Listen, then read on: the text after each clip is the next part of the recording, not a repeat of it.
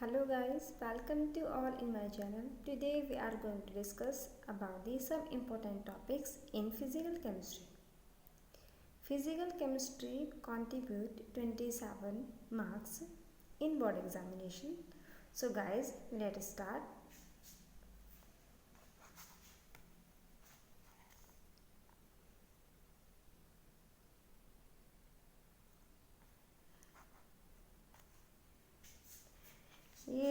This is a chapter 1. It's contribute 5 marks solid state.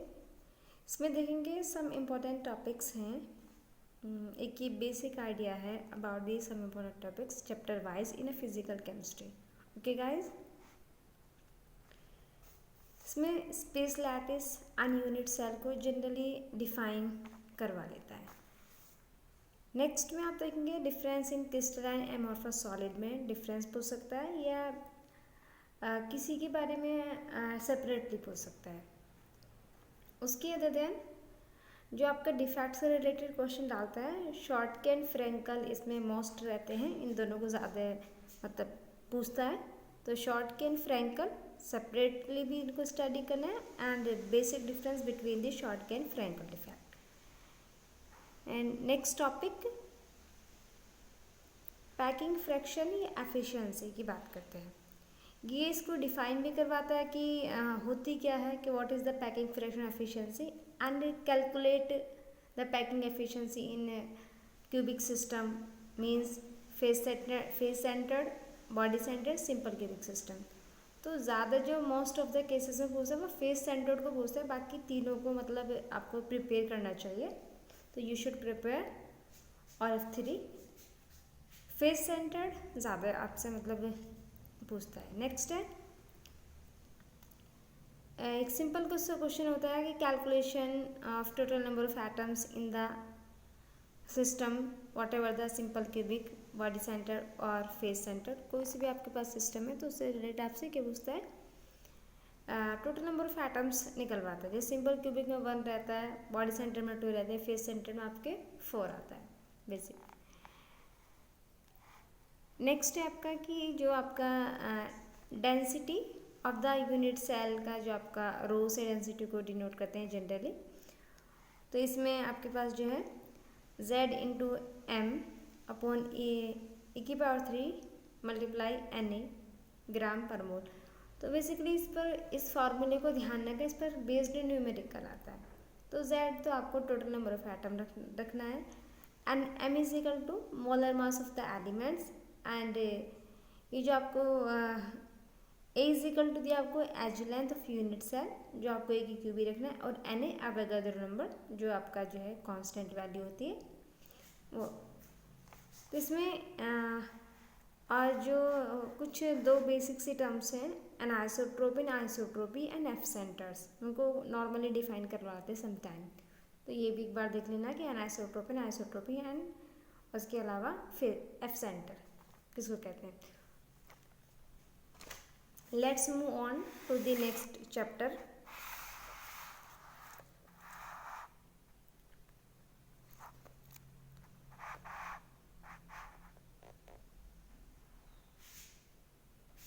ये आपका chapter 2 है solution. It's contribute the 7 marks. इसमें general definition आपको basic पहले देता है कि मोलैलिटी या मोल फ्रैक्शन. इस पर ये नॉर्मल आपसे डिफाइन करवा सकता है और इस पर बेस्ड आपको न्यूमेरिकल दे सकता है जैसे मोलैलिटी या मोल फ्रैक्शन की बेस पर. एंड इसमें जो सबसे इसका मोस्ट इम्पोर्टेंट पोर्शन है वो है कॉलिगेटिव प्रॉपर्टी.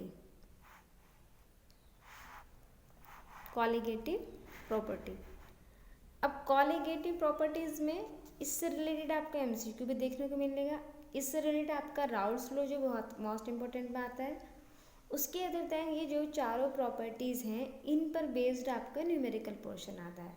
तो मेन से कि मेन फोकस आपको करना है कि ये तो सब चीज़ें कर लोगे, no issue at all.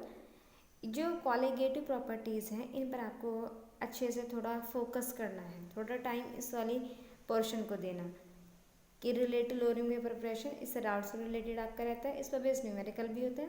Osmotic pressure इस पर numerical problem also, and depression of freezing point, elevation of boiling point, ये 4 प्रॉपर्टीज़ हैं जिस पर बेस्ड आपको न्यूमेरिकल भी ऑन एज वेल एज आपको डिफाइन भी कराता है। इन फॉर्मूले को थोड़ा ध्यान से मतलब देख करके जाना कि ये आपका जैसे delta T B is equal to 100 into K into small double upon capital into small M. तो इस टाइप का जो ये आपका है एलिवेशन बॉइलिंग पॉइंट या मोलर एलिवेशन कांस्टेंट यहाँ पर देगा, यहाँ पर आपको मोलर देखेंगे। तीनों फार्मूले में कुछ ज़्यादा मतलब डिफरेंस नहीं है, अगर आप तीनों को एक साथ ध्यान देंगे तो इजीली आप इसको मेमोराइज कर पाएंगे। तो ये आपका डेल्टा टी बी यहाँ पर आपसे जो मोलर की बात करेगा, और दूसरे में आपसे बात करेगा मोलल की, ठीक है। नेक्स्ट में आपसे जो है मोलर की and delta T F depression of freezing point में, ये आपसे मतलब इन तीनों का बेस्ड न्यूमेरिकल, तो इस फॉर्मूले को ध्यान रखना। And next move on the next topic. इसमें difference between osmosis diffusion generally करवा लेता है, और इस पर बेस्ड आपका pi is equal to CST formula है आपका, जिसमें ऑस्मोटिक प्रेशर को आपसे फाइंड करवाता है। कोई सी भी टर्म्स को फाइंड करवा सकता है, तो इस पर बेस्ड आप एक बार देख लेंगे, इस पर न्यूमेरिकल की प्रैक्टिस करके जाएं। तो गाइज इसमें से फिजिकल केमिस्ट्री में से जो न्यूमेरिकल पोर्शन जनरली देखने को मिलता है, तो इस वाले पोर्शन से आपको मिलता है। Okay guys, let's move on the next chapter.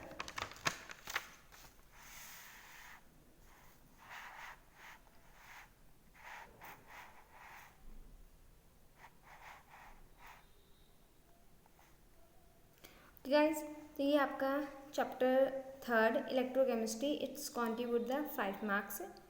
इसमें ज़्यादातर सिलेबस आपका रिड्यूस हो चुका है। जो आपका डेफिनेशन जनरली मॉलर या इक्विवेलेंट कंडक्टिविटी डिफाइन करवा सकता है, स्पेसिफिक कंडक्टिविटी एंड इसकी यूनिट ऑल्सो। आपको यूनिट देख करके जाना है कि हाँ इसमें यूनिट्स आपको सबकी यूनिट्स आपको आनी चाहिए बेसिकली, क्योंकि यूनिट से रिलेटेड MCQ भी वो देगा आपको। और कई बार न्यूमेरिकल MCQ में अगर गिवन है दे दिया है तो आपको यूनिट की अगर आपको यूनिट पता है तो उसकी हेल्प से आप इजीली एलिमिनेट कर सकते हो ऑप्शन को।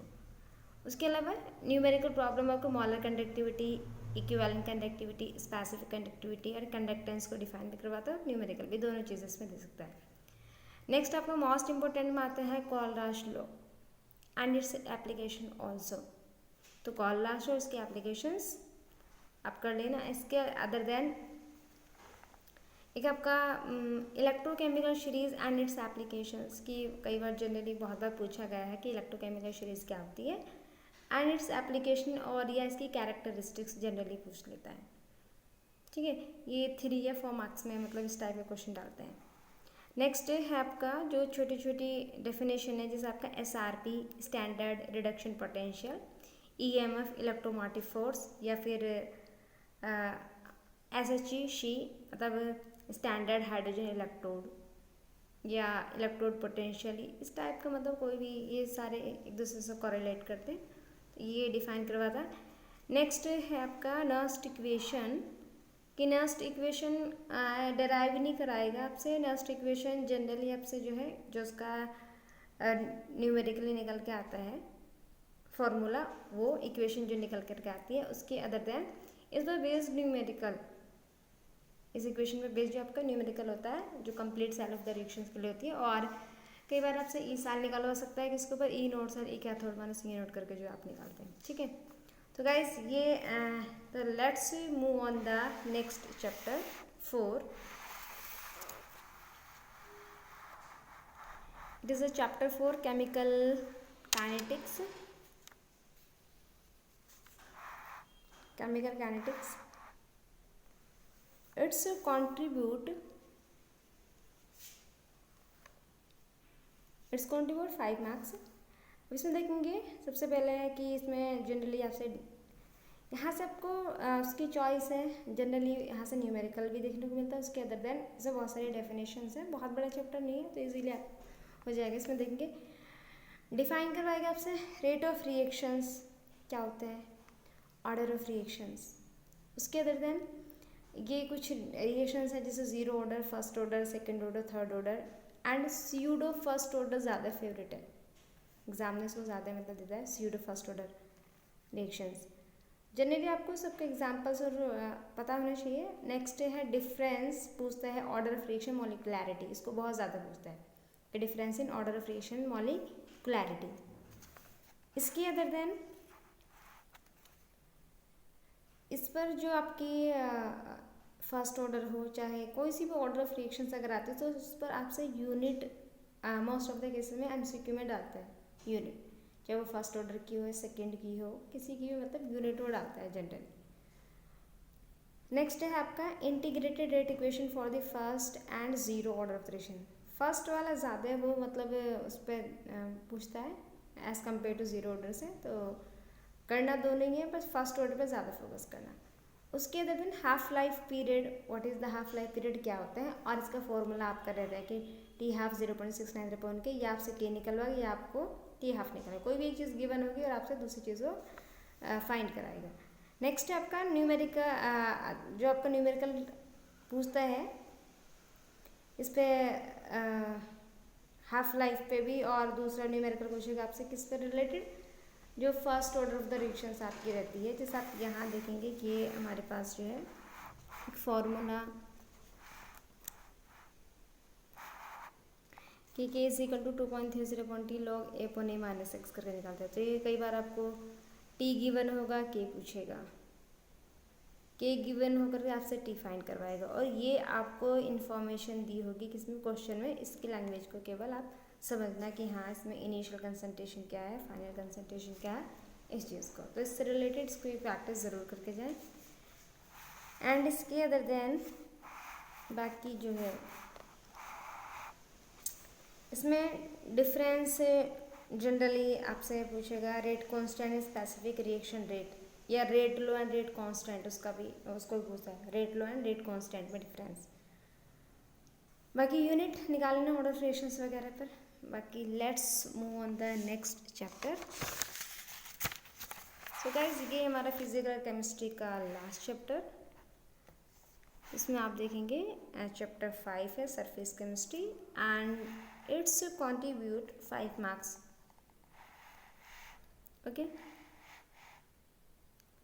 तो ये आपको 5 मार्क्स जनरली क्या कर रहा है, कंट्रीब्यूट कर रहा है। अब इसमें देखेंगे इसमें से कोई न्यूमेरिकल पोर्शन जनरली नहीं होता है, तो सारा थ्योरेटिकल पोर्शन है, छोटी छोटी टर्मिनोलॉजी, तो इसको आप ध्यान से अच्छे से मतलब इसके सारे एक बार पता होना चाहिए कि हाँ इसको ये कहा जाता है, ये चीज़ बेसिक आपको मालूम होनी चाहिए। इसमें देखेंगे डिफरेंस, जनरली डिफरेंस डालेंगे एड्जॉर्प्शन एब्जॉर्प्शन से रिलेटेड, उसके other than chemical and physical adsorption से रिलेटेड डिफरेंस दे सकता है, या सेपरेटली आपसे पूछ सकता है। उसके other than lyophilic and lyophobic colloid बोले या फिर सॉल्स बोले, कुछ भी बोले, तो मीन्स है लायोफिलिक को प्रोटेक्टिव कॉलॉइड भी बोलते हैं, कई बार प्रोटेक्टिव कॉलॉइड की डेफिनेशन बोलता है। तो protective it is nothing but it is lyophilic colloids. Lyophilic colloid is also known as protective colloid, protective colloids का नाम लायोफिलिक को बोलते हैं। उसके अंदर आपसे पेप्टाइजेशन डिफाइन करवा सकता है। पेप्टाइजेशन ये कोलाइड सॉल्यूशन की प्रिपरेशन है, पेप्टाइजेशन है, ब्राउनियन मूवमेंट है जो कोलाइड सॉल्यूशन की प्रॉपर्टी है, टिंडल इफेक्ट है, स्कैटरिंग ऑफ लाइट जो होता है, इलेक्ट्रोफोरेसिस है, एंड जो बहुत ज़्यादा पूछता है वो गोल्ड नंबर को वहाँ डिफाइन आपसे करवाता है। किसको? गोल्ड नंबर को। ये सारे टॉपिक की वजह से ये मोस्ट इंपॉर्टेंट में ही आते हैं, क्योंकि इतने सारे टॉपिक उसके बाद चॉइस है वो कोई सी भी आपको दे सकता है, तो you have to ready. Okay guys, तो मीन्स गोल्ड नंबर, इसके अदर हार्ड इशूज रूल, उसके अलावा कोएगुलेशन, एंड इसके अदर देन जनरली स्टूडेंट इसको छोड़ देते हैं, लीव कर देते हैं, purification of colloid, dialysis, electrodialysis. अभी प्रीवियस ईयर में मतलब इसको पूछा था, प्यूरिफिकेशन ऑफ कॉलॉइड डायलिसिस है इसकी प्रिपरेशन, या फिर इलेक्ट्रोडायलिसिस, ये दोनों प्यूरिफिकेशन मेथड है किसी कॉलॉइडल सॉल्यूशन के। तो जनरली इस पे उसने इसमें 4 नंबर में इसको डाल दिया था, तो एक बार इसको देख के चल जाना, बाकी ये सारे आपके मोस्ट इंपॉर्टेंट टॉपिक है। ओके गाइस, तो इसमें मिलते हैं नेक्स्ट वीडियो में, ठीक है? Till then take care, bye bye.